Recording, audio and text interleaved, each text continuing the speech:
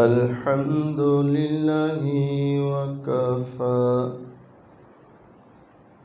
وسلام على عباده الذين اصطفى أما بعد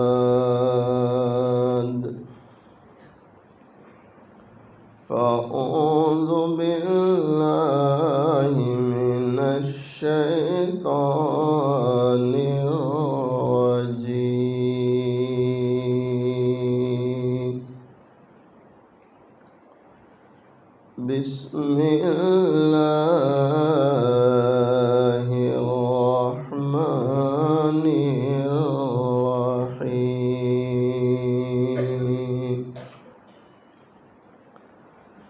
يا أيها الذين آمنوا اتقوا الله ولتنظر نفس ما قدمت لغد واتقوا الله صدق الله مولانا العظيم وقال صلى الله عليه وسلم اتقوا الله حيثما كنت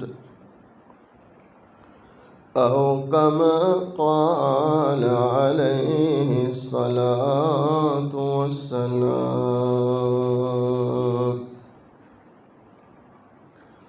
محمد کی اطاعت صلی اللہ علیہ وسلم دین کی شرط اول ہے محمد کی اطاعت دین کی شرط اول ہے گر اسی میں ہو خامی تو دین نامکمل ہے میرا قائد ہے وہ زندگی پیغام تھا جس کا میرا قائد ہے وہ زندگی پیغام تھا جس کا صداقت ذات تھی جس کی امانت نام ہے جس کا وہ رفتہ رفتہ جس نے قوم کو منزل عطا کر دی وہ رفتہ رفتہ جس نے قوم کو منزل عطا کر دی کلی آغاز تھا جس کا چمن انجام ہے جس کا ایک مرتبہ محبت کے ساتھ درود شریف پڑھ.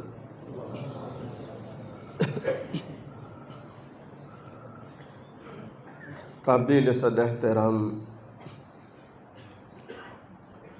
معزز علماء، بزرگوں، عزیز نوجوانوں، حق تعالی شانہ کا بڑا احسان اور کرم ہے، آج 25 جنوری عیسوی 2021 پیٹھن شہر مینارہ مسجد میں دین کی نسبت سے جمع ہے۔ اللہ تعالیٰ سے دعا کریں اللہ تعالیٰ ہم سب کے جمع ہونے کو قبول فرمائے، اپنی رضا نصیب فرمائے۔ مالک کا بہت بڑا احسان ہوا، کرم ہوا کہ انتہائی سخت حالات سے اللہ نے ہم کو گزارا، لیکن اس کے باوجود اللہ کا فضل رہا کہ ایسے سخت ترین حالات میں بھی اللہ نے ہمارے ایمانوں کی حفاظت فرمائی، اللہ نے ارتداد سے بچایا، ورنہ ایسے حالات کہ کئی لوگ ایمان سے ہاتھ دھو بیٹھتے، مرتد ہو جاتے، لیکن اللہ کا شکر ہے، اللہ کا شکر ہے، اللہ کا شکر۔ اس وقت بھی بیرون ممالک میں جو حالات ہے، اس وقت بیرون ممالک کا اکثر حصہ لاک ڈاؤن سے گزر رہا ہے، اکثر حصہ بیرون ممالک۔ اللہ کا شکر ہے، اللہ نے ہم پر آسانیاں فرمائی، آسانیاں فرمائی، اور اللہ نے اس مہلک مرض سے جو عذاب کی شکل بن کر آیا ہے، کیا بن کر آیا ہے بولو؟ دنیا بننے کے بعد یہ دوسرا موقع ہے کہ پوری دنیا پر ایک ساتھ اللہ کا عذاب ہے، دنیا بننے کے بعد۔ پہلا موقع تھا نوح علیہ السلام کا زمانہ۔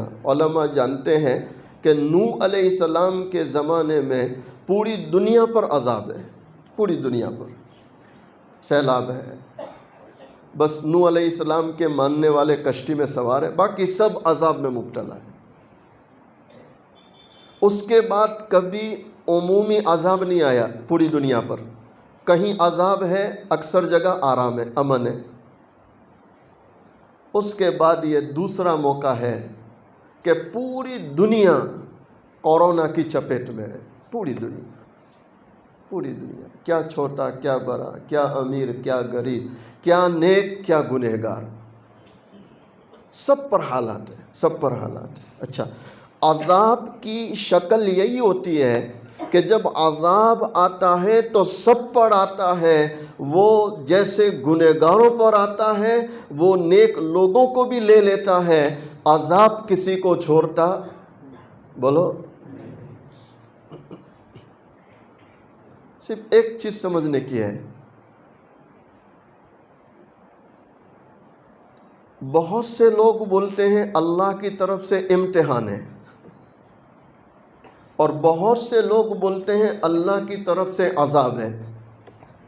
ہمارے حضرت شیخ طریقت حضرت مولانا محمد قمر الزمان الہ آبادی دامت برکاتہم علینا فرماتے ہیں، یہ کورونا وائرس اللہ کے لشکروں میں سے ایک لشکر ہے جس نے پوری دنیا کو اپنی چپیٹ میں لے لیا ہے، پوری دنیا کو۔ اور ایسا چھوٹا وائرس کہ دیکھنا چاہے نظر نہیں آتا، اس کے لیے باقاعدہ آلات لگانے پڑے تاکہ وہ نظر آئے، اس آنکھ سے نظر نہیں آتا، اتنا معمولی سا چھوٹا وائرس، لیکن پوری دنیا پریشان ہے، اور آج تک اس کا صحیح علاج تلاش نہیں کر سکے۔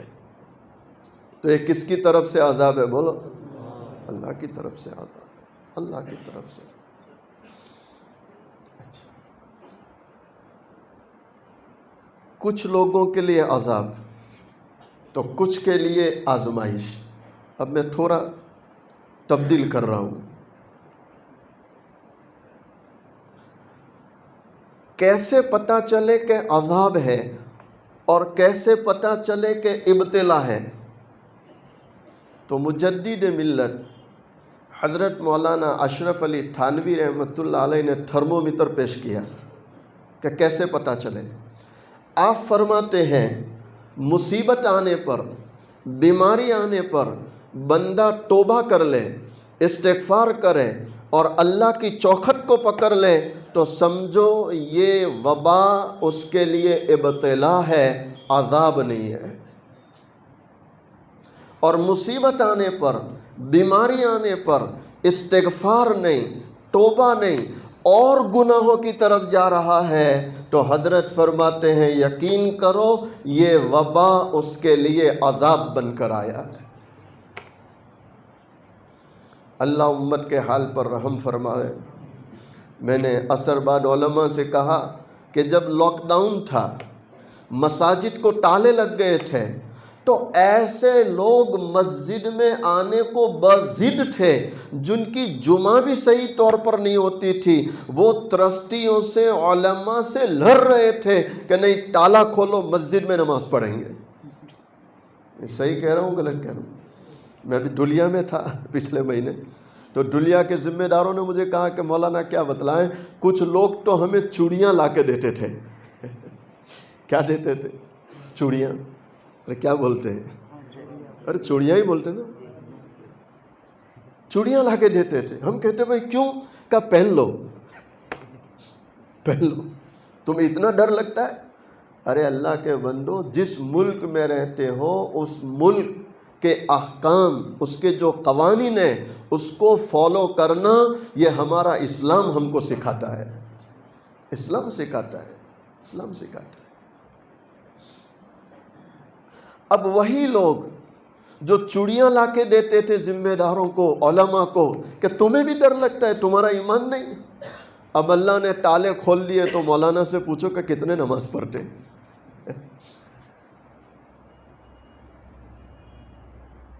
اللہ کے گھر میں بیٹھ کے کہتا ہوں مسلمانوں، غفلتوں سے باہر نکلو، غفلتوں سے باہر نکلو، غفلتوں سے باہر نکلو. وقت قریب ہے کہ اسرافیل سور میں پھونکنے جا رہا ہے. وقت قریب ہے. یہ جو حالات ہیں یہ سب قیامت کی نشانیاں ہیں، قیامت کی نشانیاں. اور میرا آپ کا حال یہ ہے کہ ہم غفلت میں مبتلا ہیں، ہم غفلت میں مبتلا ہیں. نہ گنہگار توبہ کرنے تیار ہے، نہ شرابی شراب چھوڑنے تیار ہے، نہ ننگا ناچ دیکھنے والا ننگا ناچ چھوڑنے تیار ہے. حالانکہ اللہ کا قرآن کیا کہتا ہے؟ پروردگار عالم قرآن کریم میں فرماتے یا ایھا الذین آمنوا اتقوا اللہ وَلْتَنظُرْ نَفْسٌ مَّا قَدَّمَتْ لِغَدٍ وَاتَّقُوا اللَّهَ.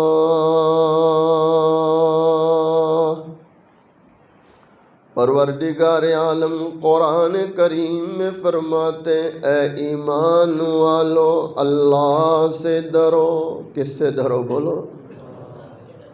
سچ کہتا ہوں مسلمانوں، کورونا، کینسر، شوگر، یہ اتنا ڈرنے کی ضرورت نہیں جتنا اللہ کی نافرمانی ڈرنے کی چیز ہے. اللہ نہ کرے کسی کو کورونا لگ جائے، کینسر لگ جائے، بہت بہت جسم کی موت ہوگی، لیکن اللہ کی نافرمانی،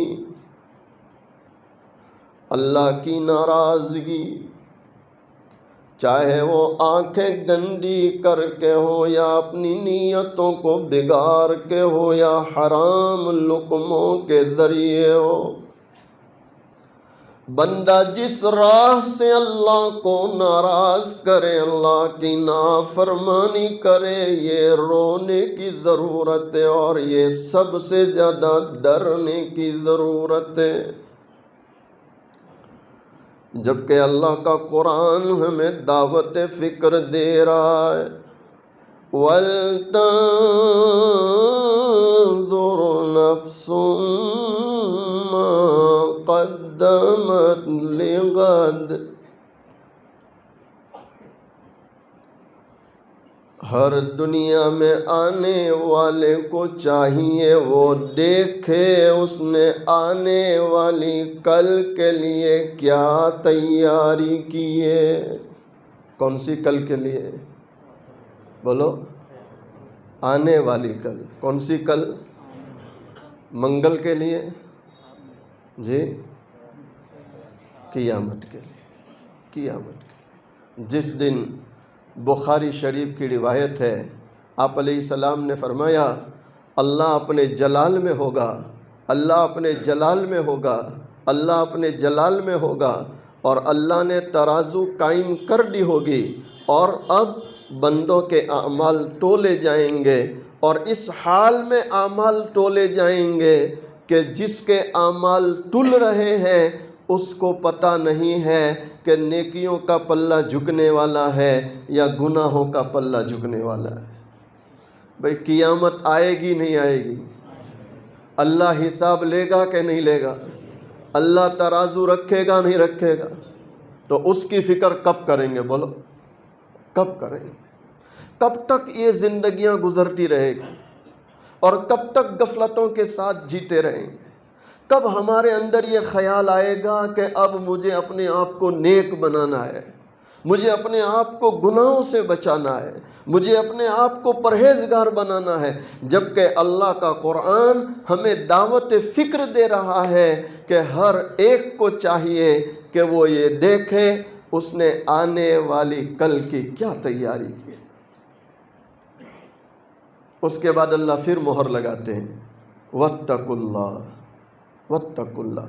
پورے قرآن میں یہ ایک آیت ہے کہ پہلے بھی اتقوا اللہ، بعد میں بھی اتقوا اللہ۔ ایک آیت میں 2 مرتبہ اللہ متوجہ کر رہا ہے کہ اے لوگو اب تو اللہ سے ڈرو، اب تو اللہ سے، یعنی کورونا جیسا مہلک مرض جو پوری دنیا کو چپیٹ میں لے چکا ہے، اب بھی اللہ سے نہیں ڈرتے تو پھر اللہ سے کب ڈرو گے؟ پھر اللہ سے کب ڈرو گے؟ اور جانتے ہو اس کورونا مہاماری میں اللہ نے اپنے جو نیک بندوں کو اٹھایا، پرہیزگار بندوں کو اٹھایا، علماء مشائخ کو اٹھایا، تو ایسے اٹھایا جیسے لگ رہا ہے کہ اللہ نے فرشتوں کو فہرست دے دیا، اور وہ نام بنام اٹھا رہے کہ آج یہ جا رہا، 2 گھنٹے بعد وہ جا رہا، 6 گھنٹے بعد وہ جا رہا، کل کو وہ جا رہا، پرسوں وہ جا رہا۔ اللہ اکبر! میں تمہیں کیا بتلاؤں، ڈربن جیسا چھوٹا شہر افریقہ کا، میرے پاس 40 علماء کا لسٹ ہے، وہاں کے ساتھیوں نے مجھے فہرست بھیجی۔ آپ حیران ہوں گے، ڈربن شہر میں اس کورونا مہاماری میں 40 علماء اٹھا لیے گئے۔ کتنے علماء؟ قیامت کی نشانی ہے کہ نہیں کہ قیامت سے پہلے اللہ علم اٹھائے گا، اور علم اٹھنے کی شکل علماء کو اٹھائے گا۔ کس کو اٹھائے گا؟ ایک ساتھی وہاں کا افسوس سے کہہ رہا ہے، مولانا مجھے افسوس یہ ہے کہ ہمارے بڑے بڑے مشائخ اٹھ رہے ہیں، مشائخ اٹھ رہے ہیں۔ آپ ہمارے انڈیا کا حال دیکھ لو، کتنے علماء گئے، کتنے مشائخ چلے گئے، اور ابھی بھی سلسلہ جاری ہے، سلسلہ جاری۔ اللہ تعالیٰ مجھے آپ کو متنبہ کر رہا ہے کہ اے لوگو اب بھی توبہ نہیں کرتے پھر کب کرو گے؟ پھر کب کرو گے؟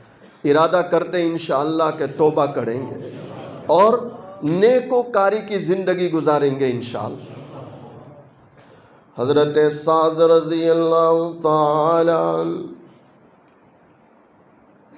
نوجوان صحابی، اور جوانوں سنو، دل کے کانوں سے سنو، ایک نوجوان صحابی رضی اللہ تعالی عنہ کتنے نیک اور پرہیزگار ہے حضرت سعد۔